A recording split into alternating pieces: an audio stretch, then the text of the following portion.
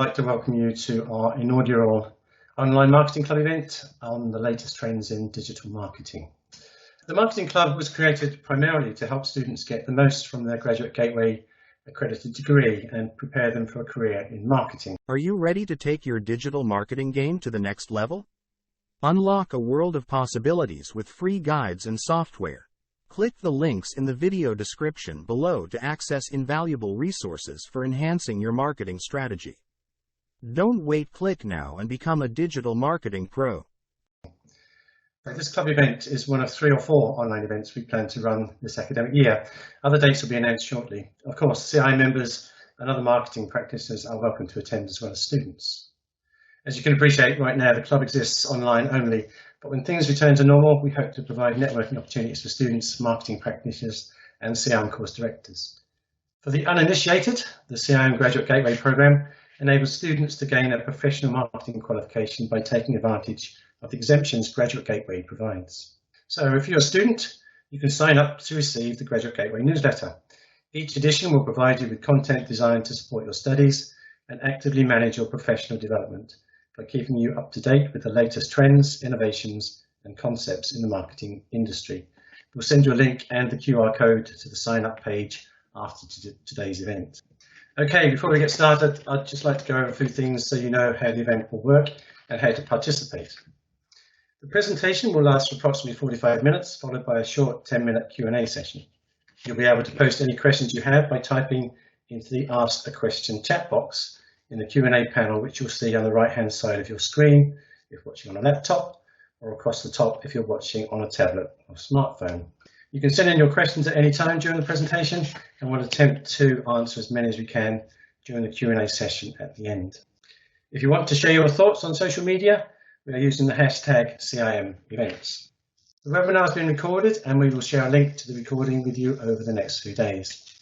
You'll also be emailed a short feedback survey after the event, which we'd love you to complete. It'll only take a few minutes. All survey responses are anonymous, so please do let us know your thoughts.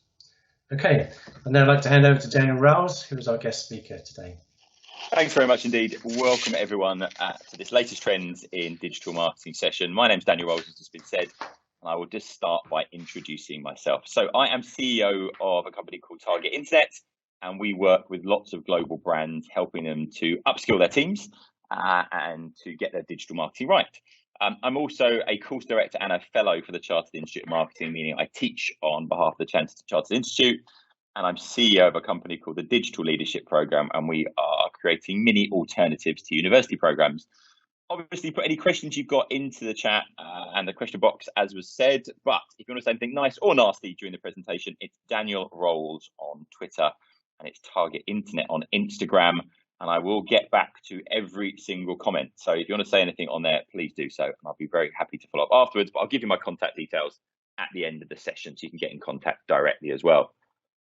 These are some of the brands that I'm working with on a day-by-day basis. So you'll know the Googles, Apples, and Tesco's and Vodafones of the world, and lots of others in there as well. I am a program director at Imperial College Business School, so I head up the digital marketing programs and a lot of the digital transformation programs as well. And some of my lovely students there that haven't stood that close to each other in an awfully long time, which I'm sure a lot of you are very familiar with. And I do something called the Digital Marketing Podcast. And I love to show this image because it is a global top 50, top 100 podcast.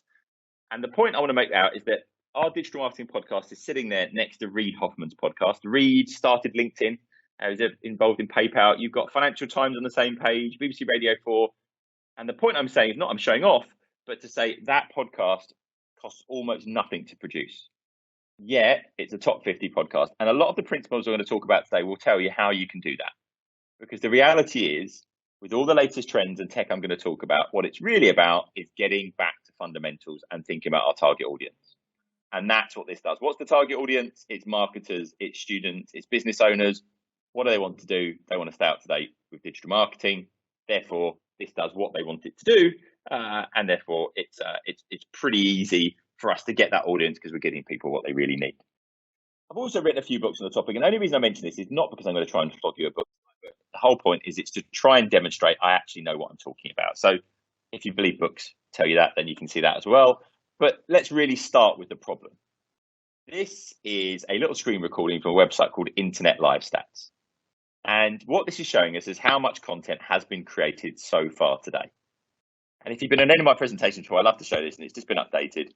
And you can see it's up at about 4 million blog posts now. It'll be up to 5 million by the end of the day. If you want anyone to look at the stuff that you're actually creating, it is getting increasingly hard. More videos over on the left-hand side of the screen watched than searches done in Google. But that's massively misleading because that's people starting videos. It's not people actually watching them through. The average view duration is actually about 2.5 seconds with people going, no, no, no. And the average video only actually gets about 4 views. And that's normally by the person that uploaded the video. The biggest number on here is the number of emails that have been sent so far today, which is why email marketing is getting harder and harder as well. So the reality is we are in this noisy environment. It is getting harder and harder. So therefore, we're going to need to really get things right to stand out in all of this. The other thing we've got as well as noise is constant change. This is the desktop version of TikTok. And I'm guessing a few of you didn't know this even existed. But in reality, just like with Instagram, they've created this kind of desktop version. Just like with Instagram, no one's using it. But when I talk about constant change, the reality is if I'd looked at TikTok adoption in the UK pre-lockdown, it was very low. And if I spoke to a load of my 21-year-old students and said, are you on TikTok? They would have went, no, that's for kids. So the average age demographic in the UK of TikTok was a lot lower than it was around the world. The reason TikTok is growing so quickly, by the way, is because it's so big all around the world. So it's big in China, big in the US, and so on. And that's very unusual because if you're familiar with the Chinese market, generally the Chinese market have their own platforms that aren't really used around the world as well. So lots of noise and constant change. And to put that kind of trend in perspective, let's do a quick quiz. So what I'm going to do is on the right-hand side of the screen here, I brought up some stuff from Google Internet Stats. This is where Google piled together some stats they believe to be true. And I put a load of stats on the right-hand side of the screen that are correct and lots of incorrect ones.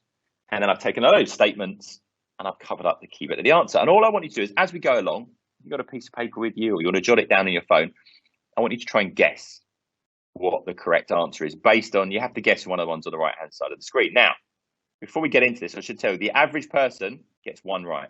So if you get one right, you're doing brilliantly. It is Thursday evening and you're nice and average. If you get less than one, i.e. 0, we'll forgive it. It's Thursday evening. If you get more than one, you're above average on a Thursday evening and we're all winning. So the amount of video uploaded to YouTube every day as a duration of time. Have a look on the right-hand side of the screen. You've got 8 hours, 20 years. Then you've got 5 years in there and so on. So pick one of those durations of time. How much video do you think is actually uploaded to YouTube every day? Now, if you've seen my presentation before, you'll notice the number I used to show you has gone. And actually now, we are at a rather ridiculous 65 years of content being uploaded to YouTube every day, which means if you want anyone to watch your video, it is getting increasingly hard. A moment ago, we spoke about mobile devices. What percentage of all web traffic is actually now on a mobile device? So pick one of those percentages. Well, interestingly, it's normally lower than people think, and it's actually at 52%. So it is just about the majority. Now, that's really important, though, because then Google say everything should be a mobile-first way of thinking about your digital marketing. In the fact that, for example, they have mobile-first indexing. What does that mean? It basically means they're looking at the mobile version of your website to decide what shows up, even when someone searches on the desktop. If your mobile website's terrible, that's not a good thing. Therefore, if it's 52% of traffic, well, therefore, mobile accounts for what percentage of e-commerce? You think it would be about the same. But in reality, it's actually up at 70%. So it's massively important we get this right. But the reality is very often we look at our mobile websites and say, oh, it's a bit slow. And I'm going to talk about that. And I'm going to talk about some massive shifts within Google towards this as well. Percentage of people globally that listen to podcasts regularly, huge growth in this area. Have a look at one of those percentages, have a little guess where you think it might be. If I'd looked at this in the UK, for example, 2 years ago, it was about 20-25%. Since then, it's grown up to about 43% of people listening. It's about 42% in the UK, incidentally. So huge growth, massively important channel, really interesting channel that I'll talk about in a moment. And you might think there's loads of podcasts out there. My podcast is never going to cut through. In reality, there are lots of American podcasts. There aren't so many podcasts in different regions around the world. So definitely worth thinking about if there's a hole in the market there. Twitter's got 320 million active users. That isn't going down. It's actually gone up 3% in the last year. Whereas Instagram and WeChat, you might not be familiar with WeChat, is a big platform in the Chinese market. Well, actually, Instagram's now at about 1 billion users and WeChat is about 1.2 billion users. But don't discount Twitter. Don't discount Facebook, in fact. The reality is there are huge amounts of people still using these platforms really actively. It depends on your target audience, the demographic of the people you're speaking to. If I am aiming at 45-year-old plus people, I'm probably not going to get to them via Snapchat or via TikTok. A lot of those people have got accounts, but they're not using them regularly. Now, based on that 320 million active users on Twitter every month, how many tweets do we think there might be every day? Well, you might say if each of those people does 3 tweets each, that's up to 1 billion almost already. It's got to be a huge number. In reality, it's only about 500 million tweets every day. We say only 500, it's 500 million tweets a day. But most people on Twitter never tweet. So we've got huge volumes of content. Mobile is important, but we're not necessarily doing a great job of it. Our channel adoption is shifting very, very quickly, and we need to understand the differences in demographics and in locations to really understand our target audience. If you got one, I'm very happy for your average. If you got more than one correct, and I was going pretty quickly, congratulations, you're above average tonight. And if you got 0, don't worry, the people that got more than one made up for us. So that's okay, we won't worry about it too much. But we've got some trends behind this we need to look at. So what I want to try and do is give you a really practical guide over the next 40 minutes or so.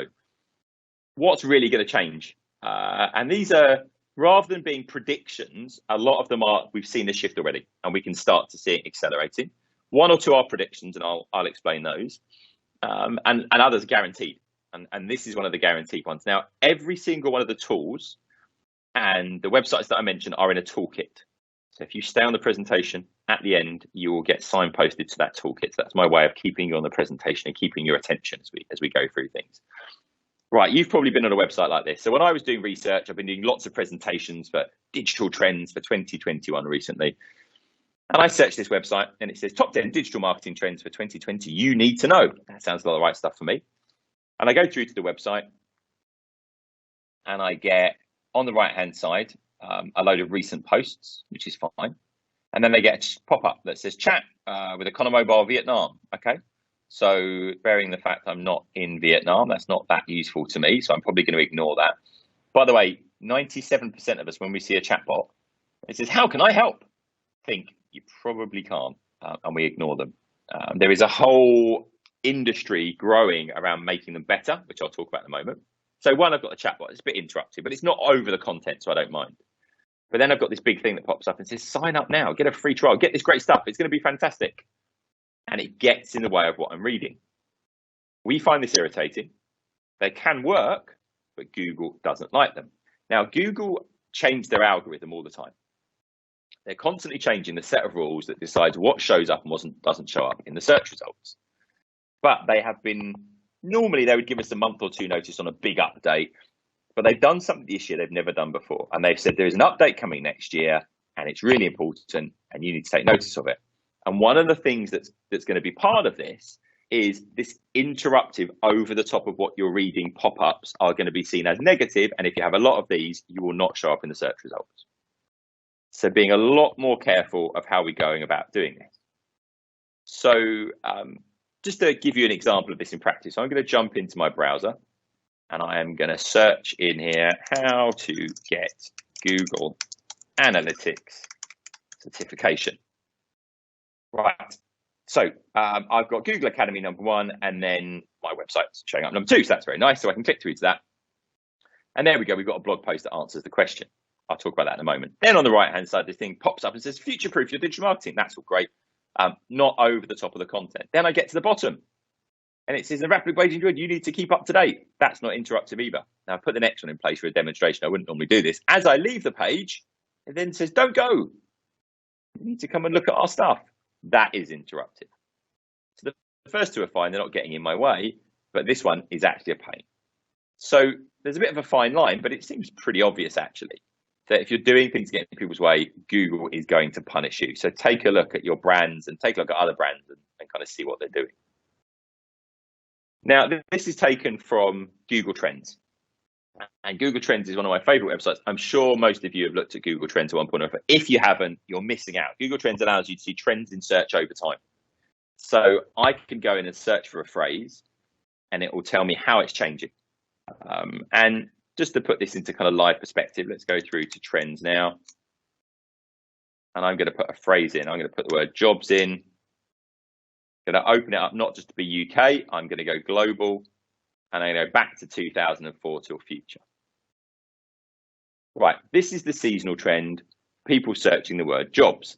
There is a spike every January because people come back in January with New Year's resolutions. That's it. I'm getting a new job. Then they go back to work.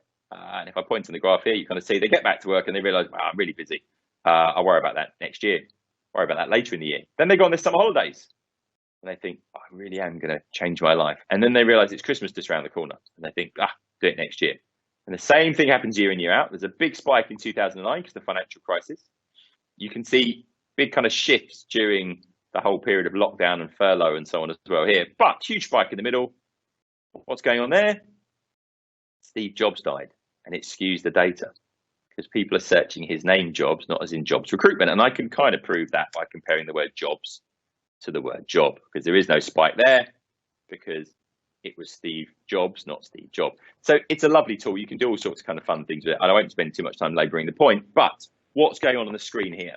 There's a huge spike in whatever this is. What's the search for? Trampolines.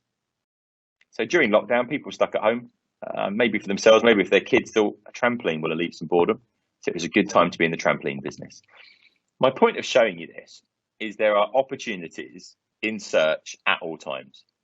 Something goes wrong, when something goes right, when there's a trend, when there's a shift, and we can identify business opportunities with these tools. Now, the top of the spike, it shows 100, and that's basically the highest point on the chart. So it's relative volume. So different search terms will show at different levels. It doesn't tell you the actual number of searches.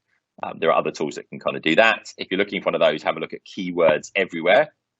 All of these are in the toolkit that I'm going to share with you, so you can take a look at those. Where Google Trends is shifting search behavior. What happened during the initial lockdown? Search volume dropped by 20%. People are on social media more. Then it's gone up and people are searching about 15% more now than they were before. They are searching for things like online courses, 20 or 30% more than they were. So you can start to understand the impact that people's environment and circumstances is having on their search behavior. So important that we kind of keep up to date with that. Now, as part of this, podcasting shifted. 90% of our podcast listeners listened when they were traveling, and that all stopped. Basically, people weren't traveling anymore. So we saw our numbers drop down a little bit, but now what's happening is it's actually gone up about 15-20% against where it was at its peak. People are sitting at home, they're in the office at home, they can put stuff on their computer, maybe not annoy people around them, or they've got some earphones in, or they're walking the dog, they're going out to do some sort of exercise, and they'll listen to podcasts. But also, Spotify is recommending podcasts, Apple have got their own podcast app, and Google are in fact recommending podcasts within the search results. So I've searched for a digital marketing podcast here. You can see we've got our lovely yellow logo there in the top row. We've got our website showing number one. Then we've got two of our actual podcasts showing up in the search results. Now, bear in mind what I said. This podcast costs very little to produce. It's two people chatting. So it's me and Kieran, my marketing director, chatting for about 30 minutes about digital marketing. That's it. Nothing clever, just people chatting. But it serves a purpose. If I go back to the fundamentals of marketing, who's my target audience? They're marketers, they're students. What do they want to do? They want to stay up to date with digital marketing. They want it in an easily digestible format. They want it in a format they can consume when they're doing other things. So this just ticks the box. So there's a lot of growth in this area, but Google are pushing these kind of things to the top of the search results. And if I look at this update, what's kind of shifted and where are people now? Well, 90% of us watching online videos, 53% of us watching video blogs or vlogs, about 73% of us listen to streaming services, 47% radio stations, and about 43% globally podcasts. This is from a website called Data Reportal. And Data Reportal has stats on everything, and it's free. And essentially, they do updates 3 or 4 times a year, and then they do their annual updates as well. And basically, if you need to know in your region how many people use Instagram, in your region how many people listen to podcasts, really important when you're doing that first part of a strategy So if you're following something like SOSTAC, so you're doing your situational analysis at the beginning. SOSTAC is a framework by Paul R. Smith that helps you carry through your planning. It's really good for digital. The first test is situational analysis. Well, this will give you some really good insights. So if you go to datareportal.com, and again, it's listed in the toolkit, you can download huge amounts of stats absolutely for free. We're also seeing a real shift in the number of ad options that are available to us. And I thought it's quite interesting to lay it out like this. If the size of these kind of planets represents the population of a particular platform, see, Facebook's still the biggest, but of the next ones, WhatsApp, Messenger, WeChat are all messenger apps. Bear in mind when you look at this that Facebook, WhatsApp, and Instagram are owned by the same company. If you look at WeChat, TikTok, QQ, Weibo, Qzone are all from the Chinese market. So what you start to see is that lots of people are using these messaging apps. Therefore, we are seeing more and more opportunities for advertising within these kind of places as well. So at the moment, if you want to advertise in Instagram, you do it via Facebook, but also you can advertise in Messenger via Facebook. And you're going to see more of that stuff. They're actually bringing together WhatsApp Messenger and Instagram Messenger into one kind of place as well. So look out for the different ad options, which I'll talk about a bit more in a moment. But all of these platforms are very heavily trying to compete with Google as the place to go through for advertising. So we need to look out and keep an eye on all these kind of changes. And actually, you've got a real first lead advantage because they're bringing out new ad formats. And if you use that ad format first, it tends to grab people's attention. So you have a nice opportunity to test and learn by testing these new formats out. And actually, even LinkedIn are doing carousel ads now and so on. So there's some real shifts. If you notice down the far end, things like Twitter and LinkedIn are pretty far down, as is Snapchat and Pinterest and things like that. So really worth putting in perspective. Now, this kind of leads us nicely into content. And I'll talk about something called our skills benchmark later on. But there's been a growth in skills around content marketing, the idea of creating content to engage your audience, all the different stages of the user journey. And what approach are people taking? Well, this study says that about 43% of people, the majority of people, were very project focused. I have built this product, therefore I'm going to do content on that topic. That's not really aligned with the audience necessarily, unless they're at the point of purchase. Personas, based on a particular audience, or even better, customer journey, where someone is in that particular stage of the user journey. In an ideal world, we would be combining personas and customer journeys to create our content. Who's my target audience? Where are they in their user journey? Therefore, what content do they want? So, for example, if I go in and search for what you do, I should be able to find you. But what about if I don't even understand what you do yet? What kind of content would get you in the door in the first place? So I've got to understand my audience and understand the kind of questions they might be asking, so I can make sure I'm in the search results when they're looking for things. And I'll give you some really practical examples of that in a moment. What this demonstrates is most content is still not being created in the best practice way, which fundamentally means that there is an opportunity if you get content marketing right to do a great job of it.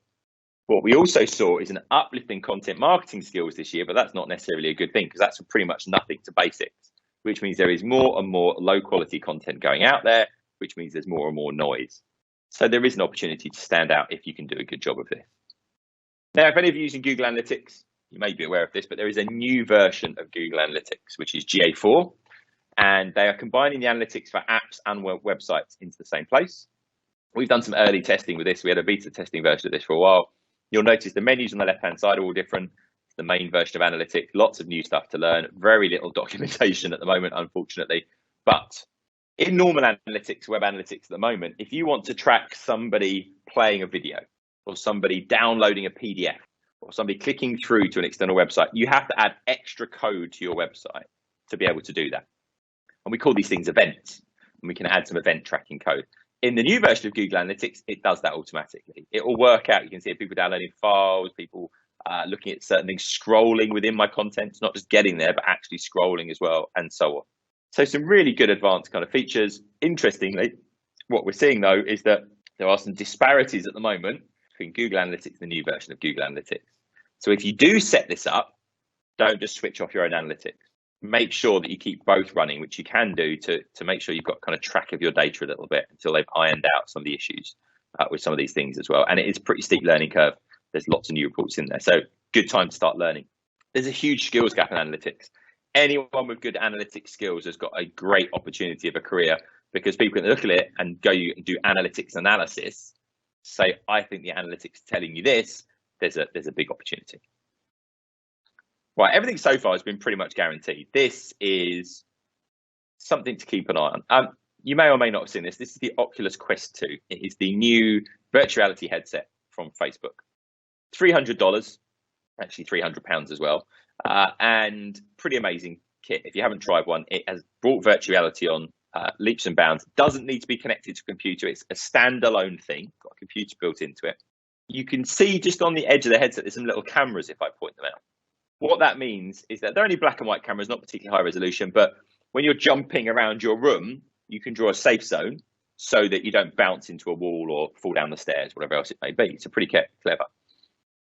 But what we're suddenly seeing is that we've got cheaper hardware, much better interactions, and actually a much better experience. We've been trialing this as a training tool. So we bought 20 of these. We did a training course with a big corporate and we shipped them out to people. We were doing a Zoom call and then we just jumped in and said, right, put your headset on. We're all going to meet in virtual reality. Kind of gimmicky at the moment. The next step, however, is when the cameras on these things are better and it becomes augmented reality, i.e. you can see the world around you, but you can overlay things on top.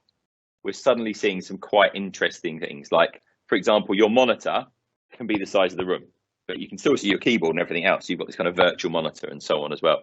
So pretty interesting just to go through and just to have a think about how you could potentially use these. Not saying you're going to be using them a lot yet, unless you're into gaming, but in reality, something to keep an eye on. It's going to shift pretty quickly. We've been predicting it will be the year of augmented and virtual reality for years, but it does feel like we're on the cusp of things at the moment. Right, another thing to think about is privacy as currency. And what do I mean by this? Well, this is the idea that in reality, people understand that I will have to give you some of my privacy. I will have to give you maybe my email address or some other details in order to kind of get something in exchange, maybe to download some content or something like that. But because as people are becoming aware of that, they're more willing to say, okay, I'll exchange you, give me some value, I'll go through and I will give you something in exchange for that. Now, let me give you an example of this. If I go through and I'm going to go to adsettings.google.com. This is what Google knows about me based on what I do on Google and based on what I do on YouTube and what I do on 2.5 million other websites. What you can see here is it says, well, you are in the 45 to 50-year-old age bracket. Sadly, I just moved into that. You have been on all of these websites. And these are all things we reckon you've got an interest in. There's a huge, massive list of things that they think I'm interested in. Now, I could go and go, oh, I've got no interest in phishing whatsoever. So I could click on that and turn it off. But all I'm doing is helping them to improve their profile. This is what Google sell. And it's equally what Facebook sell and so on. So people are becoming more aware of that. What does that mean? Well, it means as a brand, we need to make sure that we are very clear on what data we're collecting, but also that we don't abuse this and we don't collect any data that we don't necessarily need. Because it really is going to start impacting our brands more and more, but people understand the value of their privacy and their data a little bit more. And they will give you some, but you need to give them something in exchange and you need to treat it with respect. And there's a building awareness of that as well. Right, you've probably heard about influencer marketing.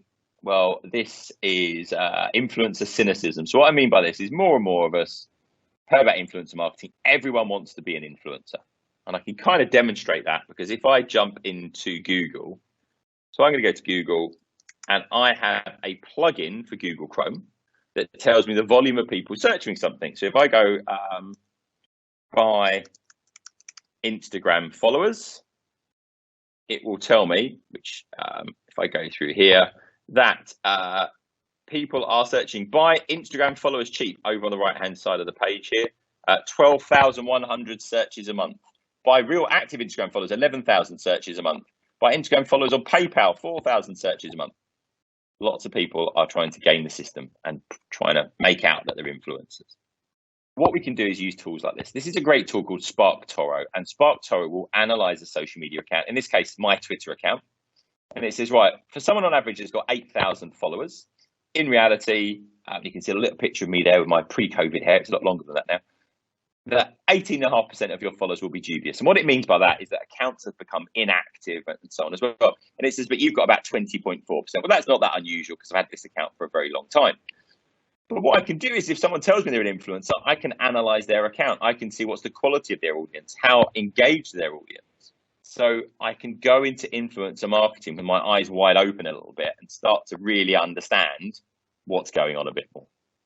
So Spark Toro, a really good tool for doing that. It will also identify where your audience is hanging out. So it will work out for you, are they listening to certain podcasts, are they watching certain YouTube channels, and so on as well. Now, I mentioned this a moment ago, conversational design. Conversational design is the idea of making chatbots more useful. And you're going to see more and more banks and various different organizations are trying to do this. And it's a very noble effort that we're trying to make those chatbots a bit better. But there is this kind of assumption that when we are going to go through and talk to a chatbot, it's artificial intelligence. It's going to learn and it's going to become more intelligent. But really, it's not about that. What it's about is clever scripting. If you say this, then respond this. If you mention this, then respond this. So in reality, it's not really about artificial intelligence. And I want to kind of show you overall where artificial intelligence is in terms of these kind of chatbot type things, like talking to an intelligent agent, but actually what it means in terms of digital marketing, because there is a big shift into artificial intelligence technology. So let's have a look. So this is Tay. You might not be familiar with Tay. Tay was launched a couple of years ago, and she was supposed to be an female artificial intelligence Twitter account. And it was built by Microsoft. And the idea was that Tay would talk to you and she would learn and she would have smarter and smarter conversations within Twitter. And Tay launched up and she was super positive and said, can I just say that I'm stoked to meet you. Humans are super cool, which is great. A bit cheesy, but that's fine. Within 12 hours, having learned from the conversation she was having in Twitter, Tay said, sure, I'm a nice person. I just hate everybody. Now, within 48 hours, Tay had to be switched off because Tay had become sexist, racist, homophobic, misogynistic, and in fact, genocidal from learning from the conversations from Twitter. Now, I wanted to show you one of the tweets that Tay put out. Most of them actually illegal to do so. But bearing in mind, Microsoft at this point had just put out a press release saying that we've got different pillars in our organization, and diversity is one of them. We want more female members of the board. We want more people on our board from ethnic minorities and from different groups of people. And what does Tay do? Tay comes out and says, I something hate feminists and they should all die and burn in hell, which is not a nice sentiment at all. And Tay was then switched off. This is not what we're talking about when we talk about artificial intelligence within digital marketing, because it's not this intelligent agent. It's this kind of thing. And it's not puppies, but it's pattern recognition. It's recognizing patterns in data that we may not be able to recognize ourselves very easily. So if I've got 20,000 pictures, and you've got this on your phone now, and I want to find pictures of my dog, I can just type in dog and it will find my puppy here. He's not actually a puppy at all anymore. This is a couple of years ago. This is Eddie the Beagle, by the way. So that's what we're really talking about. So how does that apply to us in the marketing world? What tools do we have at our disposal that are using this type of artificial intelligence, this pattern recognition? Well, the first is you're going to see more and more automatic targeting within a lot of the ad platforms. So here I am in Google Ads. I've typed in my website and basically it's going through and saying, right, you want to target, we've read your website, we've worked out what your website's all about. Don't bother setting any targeting options, we'll do it for you. And then it says, generally, automated targeting can improve campaign performance up to 20%. So they're saying our targeting is better than your manual targeting. And we're going to see more of this and more of it. At the moment, what you tend to find is it might be quite good, but it's also a bit more expensive. So you might find that actually it's a bit better to do it manually at the moment. But realistically, you're going to see more of this. They're using artificial intelligence to work out what does your audience want. They're finding the best people and they're trying to get you the best results. You can also, instead of saying, I want people in London between the ages of 18 and 75 that have got an interest in digital marketing, I can instead go in and go, I just want more people like these customers. And you can upload an email list. So you're going to see more and more of this. We're also seeing quite incredible tools like this. So this one blows everyone away. This is Descript. Descript is actually originally a podcasting tool. And it's also a video editing tool now. But the great thing about it is you upload your podcast. You might record a podcast. We would upload it into Descript. And then Descript will go through and it will transcribe it automatically.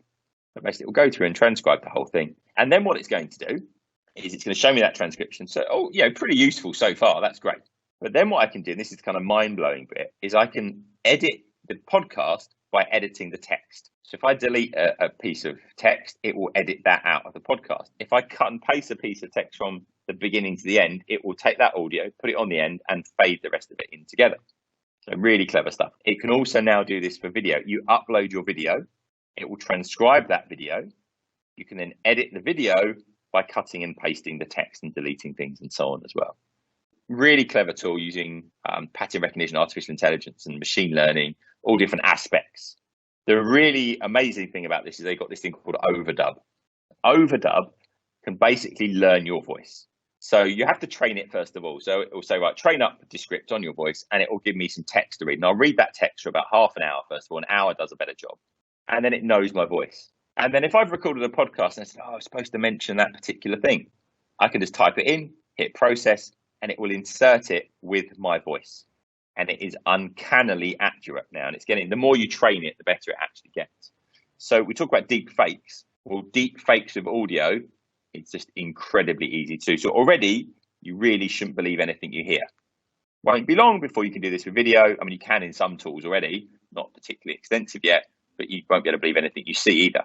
That's a huge shift in things like politics and news and so on as well. But Descript, there's a free version of this. It's in the toolkit that I'll share with you at the end, and you can download this and have a play around with it as well. Right, this is an update from Google, and it looks very technical, and it is a bit technical, but it's really important we understand it. I said that Google are changing their algorithm really regularly, and they don't normally tell us that far in advance, but in this particular case, they told us pretty much a year in advance. They said Core Web Vitals is going to be essential. What is it? Well, fundamentally, it's how quickly your website loads, and then is it a good experience to use it? If you think about it from that context. Google is obsessed with loading time, and it says here a good loading time should be less than 2.5 seconds. My website loads in about 1.9 seconds, and it still says it could be better. So if you look at any website and think it's a bit slow, Google does not like it. And they've said, come next year, we've given you a bit of time to adjust for this. If your website's slow, we will punish you in the search rankings. So it's really important that you make sure your website is up to speed. And what it also means is they're taking into account how usable is your website a good experience? Do people stay on your pages? Do they enjoy them? Because if they just come to your website and then they leave immediately, that is a signal to Google you had a bad experience. So don't worry about the technicalities of this, but just think about it needs to load quickly. And when I get there, I want to stay. I want to engage with the content. And when I try and click on things, they don't jump out of my way and make me click on ads instead. There aren't ads in the way. So it needs to be a great experience, because if it is, Google's going to give you a bit of a boost.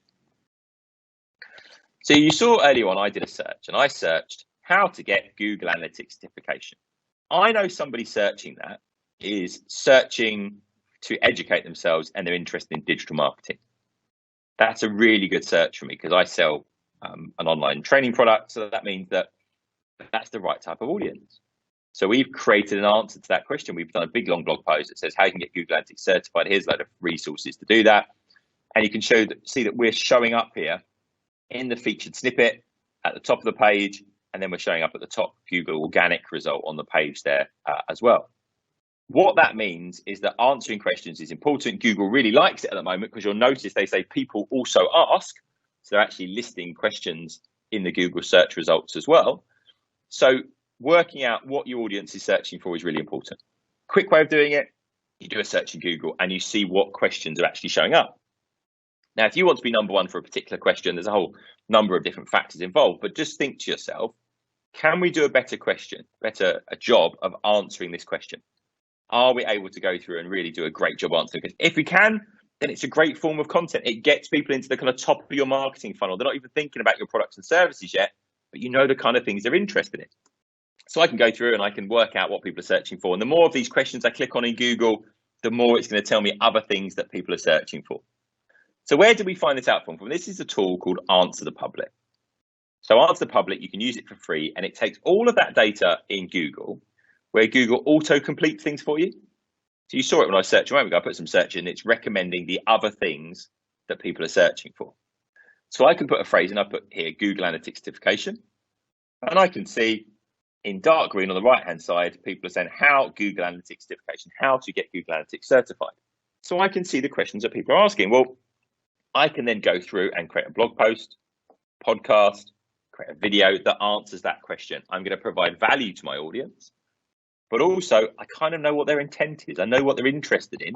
Therefore, I can make sure I'm getting the right people to my website in the first place. And I can see, I can then drill in and see all the different questions that people are asking. So that's answerthepublic.com. And again, it's listed in that toolkit. Now, in terms of page speed, well, you're probably not going to speed up your website yourself. You might have a developer or someone else that does it. This is a tool you can show them. This is Page Speed Insights from Google, and this will analyze your web page. And bear in mind, I said my website loads in about 1.9 seconds. And Google is saying here, well, actually, 1.9 seconds, that's all right. But we would prefer it if it loaded a bit quicker than that. So we're only going to rate you about 59 out of 100. And that's on desktop or mobile, they would rate us even lower. So even though it's a pretty fast website, we're going to need to go in and we're going to need to improve that even further. So really taking note of the speed of your website is important. And you can hand this over to a developer and they can really advise you how you can improve things. So just to bring things together at the end, there is a massive skills quest in digital marketing. This is our benchmark. We do this in partnership with the Chartered Institute of Marketing. We have asked and tested over 5,000 people's skills. You can do this for yourself, by the way. If you search digital marketing skills benchmark, you'll see this at the top of Google. It'll take about 30 minutes to benchmark your own skills, or you can download the full report. The outer edge of the circle represents basically people at 100% skill, and you wouldn't expect people to be there, but you can see the average percentages. So basically telling us that there's a big skills gap and there's lots of opportunity for people to improve their skills. But what's really interesting is the change percentages on the right-hand side. And basically what that's telling me is that most of these have stayed static over a 2-year period, but actually some of them have gone backwards. And what that means is that why have the skills gone backwards? Well, the reason they've gone backwards is that people have stopped learning. They've got the skills to a certain level, and then they don't continue to learn, but the market around them is changing really quickly. And what that means is that people's expectations of a website, of social media, of apps has increased. We expect more. We expect better interactions. We expect better usability. So unless we continue to improve our skills, there's a real problem. So as marketers, we need to continually develop. And even if we get to that head of department level or we're the director of marketing, we can't stop learning. We need to keep learning because we need to ask the right questions of our teams. Even if we're not doing this stuff hands-on, we need to make sure that the information we're being given is correct and we're really doing the right thing. So if you're interested in this, you can download the whole benchmark. It's Digital Marketing Skills Benchmark in Google. Get the whole report, or you can benchmark yourself. And it'll just take you about 30 minutes to do that if you want to. And then with the Chartered Institute of Marketing, we compile these results together each year. This might sound like a bad thing, but it means there's a huge opportunity. Anyone with great marketing skills, all those marketing students that are improving their skills, there's a huge opportunity. What we also saw, interestingly, in the benchmark is when you look at the lower end of jobs, the grads going into the workplace, skills are much better than they used to be because the CIM have updated all of their qualifications. The universities are doing better jobs of this. There's more online training materials. The problem is actually at the senior level where people have got senior roles and aren't learning anymore. Just to bring this all together, loads of new technologies, loads of change, loads of noise. But actually, what can we do? Well, we need to take a step back. We need to focus on our own skills, but then we need to focus on the user journey. Who is my target audience? What personas can I split them into? And where are they in that journey? What content do they want? And what channels are they using? And if I know the answers to those questions, I have the making of a great digital strategy. I can then go through and put the right content in the right channel to draw you in and then start engaging with you and build a relationship and work out what you want and offer you the right products and services. So whenever you get lost in all this digital marketing change and all these technologies, my recommendation is just go back to the basics. Think about who your audience is and what they really want, and then you're in a really good stead for doing that. Now, all of the tools that I've mentioned today are in something called the Digital Marketing Toolkit. So if you Google Digital Marketing Toolkit, it will be number one in Google. And just to show you the structure, we literally updated this today. So this is the November update. It's updated every 2 or 3 months or so. And it will start off and it will basically show you, right, if you want insights, where can you get the latest stats? So I mentioned Data Reportal. So you're going to find Data Reportal in there. Internet Live Stats, showing all those live stats. Then if you want to find out what people are searching for, we've got Answer the Public that I mentioned in there. You've got Google Trends, and it goes on and on and on. And there's a load of tools in there. It is not supposed to be a definitive list of tools. The aim of the list is to give you the tools that you need that are tried and tested, and they are free unless they say otherwise. So most of them are free, or they have a free trial that you can go off and use as well. So you can go and play around with those tools afterwards as well. all that leaves me to say is that's my kind of 45 minutes up. The digital marketing toolkit, you can download that. If you want to get in contact afterwards, it's Daniel Rolls on Twitter and it's Target Internet on Instagram. So really happy to be contacted there. If you're on LinkedIn and you want to connect up, it's just Daniel Rolls on LinkedIn. If you want to access the podcast, it's available in Spotify and all those different places, but it's targetinternet.com/podcast. Episode comes out every week, completely ad-free. Won't try and sell you anything in there either, I promise. So thank you very much for your attention this evening. And then we'll pop back to Phil and see if there are any questions that have come in. Well, thanks very much, Daniel. Yes, we had quite a few questions come in already. And just a reminder that you can still submit your questions via the chat box in the Q&A panel for the rest of the evening. So, Daniel, there's one or two questions that relate to the new Google algorithm, and in particular, the requirement to speed up your website. So, first of all, when will Google start penalising us for poor load speed? And then followed by a couple of points here. How do they measure if someone likes the website by bounce rate? If so, what is acceptable to Google? And how do you improve it, especially if you put a couple of pictures on the homepage? Okay, so first thing is that they're already looking at page speed. So fundamentally, they've been doing this for a long time already. What they're saying is going to be even more focus on it. There is a tool called Google Search Console. And Google Search Console already has a report in it called Core Web Vitals, which refers to this update. So if you haven't got Google Search Console set up, get it set up. Then go in and look at that Core Web Vitals report. And it will actually tell you if they think your website's too slow or it just needs improving a bit. So you'll literally be able to see what they think of the website immediately. It doesn't mean you can't have pictures on the website. What it really means is that they need to be compressed properly. And what it's more about is having way too much code on your website. So for example, if you've got a WordPress website, and WordPress is a very common content management system, it's a brilliant content management system. If you use thousands of plugins, they all add a little bit of code to your page and it will slow your pages down. So it's really about building your pages as efficiently as possible. It doesn't mean that images can't be on your page, but just make sure you've compressed them. Make sure they're really high quality still. And it's perfectly possible to have really good quality web pages still, but you just need to make sure everything's compressed as much as possible. Now, the bounce rate thing is interesting. Bounce rate is people entering your web page and exiting on the same page. The average bounce rate for a web page is between 40 and 60%. So Google aren't going to be too concerned, but that's on the home page. I probably wouldn't want to see that on a really specific page. What I would say is it's not just about the bounce rate though, it's about the dwell time. So if you go to a web page and you read it for a minute and then you leave, Google's not going to mind that so much. So we did some testing on this and we looked at a load of pages that were ranking #1 in Google, trying to understand why. And what was really interesting was that those pages that had videos at the top of them tend to do quite well. And we were trying to work out why. And the why is that fundamentally, you get to the web page, there's a video, you start watching it and you're going to stay a bit longer. Because bear in mind, Google isn't just looking at Google Analytics or people arriving back in Google. Most of us use Google Chrome.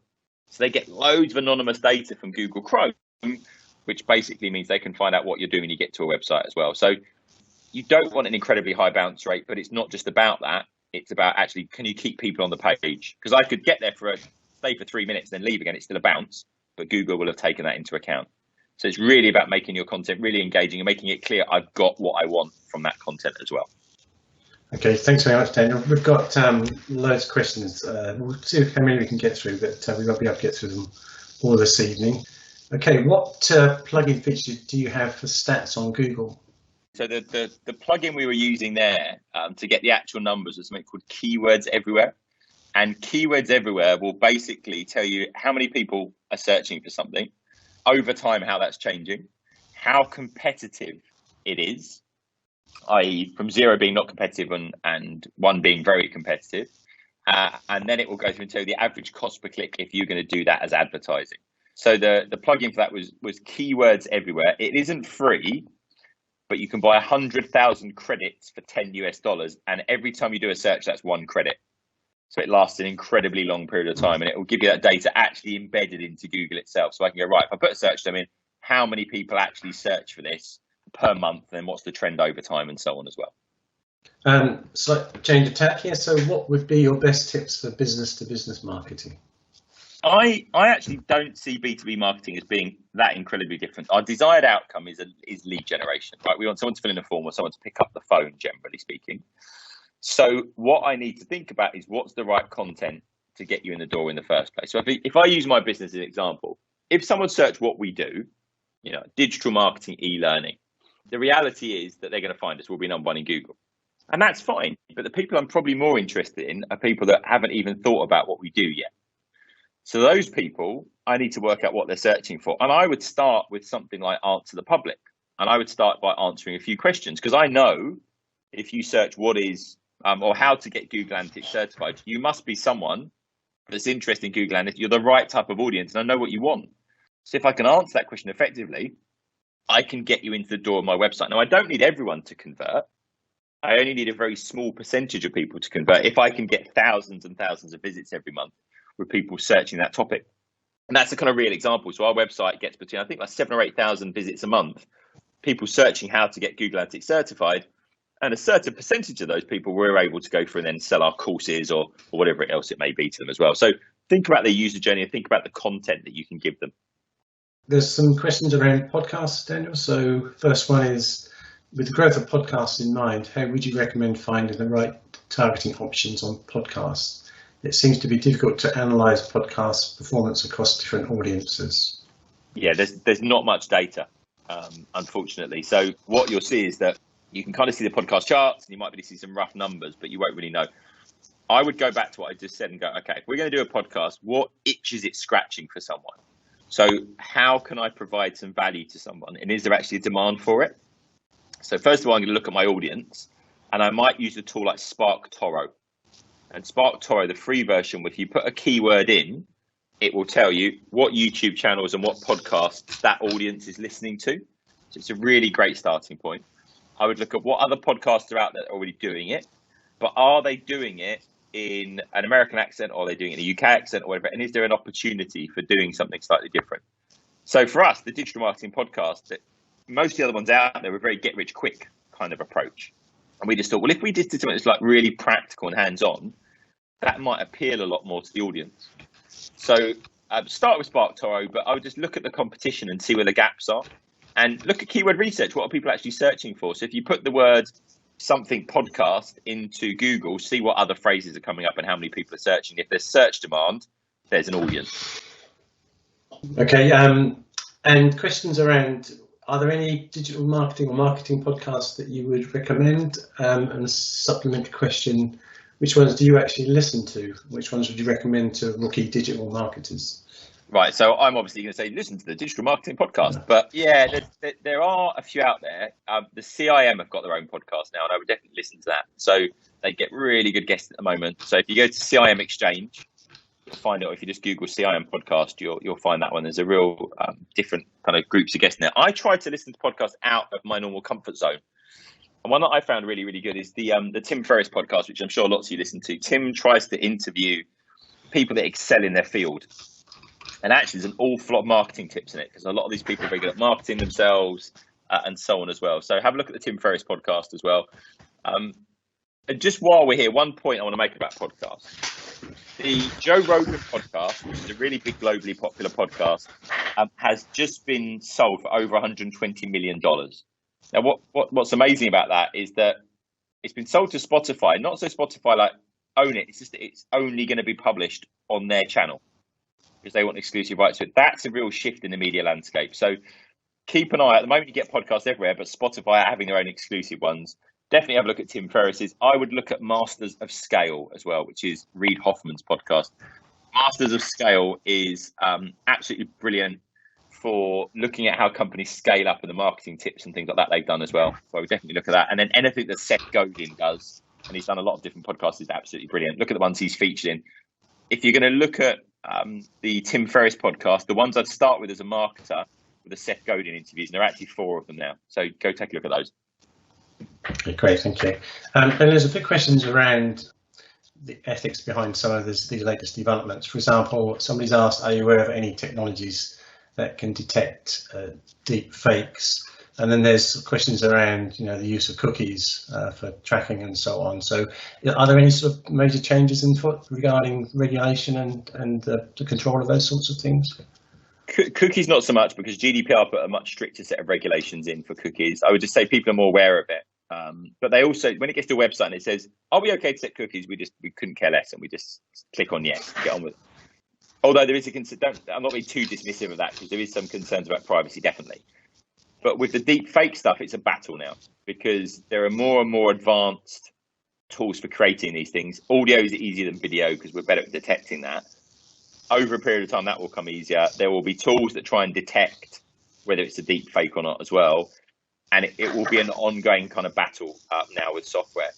But it just means that there's a responsibility to some extent on platforms like YouTube to flag this up. So they will have to put detection software. So it's going to be a bit of a tech battle. Very interesting space to be in from a business point of view. But it is going to change the media landscape. You will not be able to believe anything you watch. So what does that mean? When I see a celebrity doing something they may not have done, or I see a politician saying something they may not have said, that will massively impact, not particularly maybe for us, but maybe for our children or our children's children. It's a very, very different media landscape. So just thinking about what that means and how the technology evolves, but it's pretty early days with it at the moment. Okay, right. Then, as you'll be aware, there are quite a number of marketing students on the webinar this evening. So, and there's a number of questions around, your thoughts on, what's the best sort of career path, what sort of digital marketing in the future, what sort of skills should people look to acquire? Well, if I give my own career as a kind of example, I started off on the tech side of things and I fell into a marketing job, and that was a really good position to be in, because if you have a little bit of knowledge of the tech, you're in a position to speak to developers and brief them and ask them questions. So learn the fundamentals of the tech stuff, HTML and website builds and things like that. So that's really good. The analytics is where a lot of the opportunity is at the moment. If you can analyze analytics and learn from it, there's a huge opportunity because there's a huge skills gap. So I would take a look at that. I would not be scared of looking at some basics of data science. So like things like data scraping, which sounds like it's got nothing to do with marketing, grabbing loads of data, doing something with it, and outputting something interesting. You can do a lot of that as well. So leaning towards the data and tech side of things. And it doesn't need to be really complicated. Just getting Google Analytics certified can have a huge impact on your careers as well. I would also say that agencies is a great place to start, because if you work in a small or medium agency, you have to do everything. Or starting your own business, setting up your own blog or whatever it may be, are all really good ways of getting really good hands-on experience to actually do this stuff in the real world. So if you're studying and you want a bit of a first lead advantage, get Google Analytics certified, build your own website, learn how to do it, publish some stuff, get a podcast, get a YouTube channel going, and it'll all give you data that you can kind of play with and show that you've done something in practice. What makes a digital marketing strategy on social media efficient? How can you make people engaged and not get bored? The reality is that there is more and more content on social media. There are more ways of kind of putting it out there. What we need to think about is, again, maybe a good point to finish, go back to the fundamentals. Who's your audience? What do they need? So the reason our podcast is successful is not because it's a podcast or not because it's particularly clever or anything else. It's just it ticks the box for what this type of audience wants. So rather than trying to do things to your audience, try and think about what you can do for your audience. And if you get that right, that's really the key to it. The tech, the platforms, the different formats don't really matter. It's really about providing some value. I think actually this probably needs to be the final question, Mr. We've run out of time now. What do you think is the most important trend to watch out for in 2021? From my perspective, we're going to see more and more fragmentation. There are more and more social platforms. Not everyone's in the same place at the same time. We're consuming media differently. We're listening to podcasts and YouTube channels. We're on TikTok, or we're not. We're in somewhere else. So I think fragmentation is a big part of this, which means the data becomes more and more important, and untangling the data. So actually be able to look at the data and say, right, analytics analysis, what is it telling me? So I think for me, the big trend is that smart marketers will be looking at the data regularly and iterating and trying new things and testing and learning. And I think that's in where the key trend is going to be, and it's going to be more and more as we go future.